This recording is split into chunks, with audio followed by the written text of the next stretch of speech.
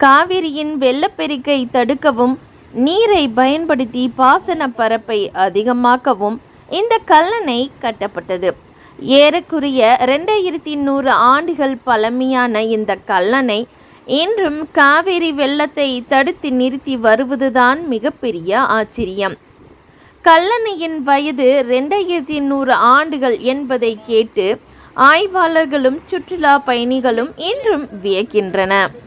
கல்லும் களிமண்ணும் மட்டுமே சேர்த்து கட்டப்பட்டது கல்லணை. கல்லணையை கட்டி முடிக்க 30 ஆண்டுகள் எடுத்தன. அதற்கு காரணம் 12 அடி ஆழத்திற்கு கீழே பாறைகள் ஒன்றின் மீது ஒன்றாக அடுக்கி அணை கட்டப்பட்டது. அந்த பாறைகளின் இணைப்புக்கு களிமண் மட்டுமே பயன்படுத்தப்பட்டது. 1839ஆம் ஆண்டு கல்லணையின் மீது பாலம் ஒன்று அமைக்கப்பட்டது. அதன் மேல் நின்று பார்த்தால் மொத்த கல்லணையின் அழகும் ஆச்சரியமும் கண்ணில் தெரியும்.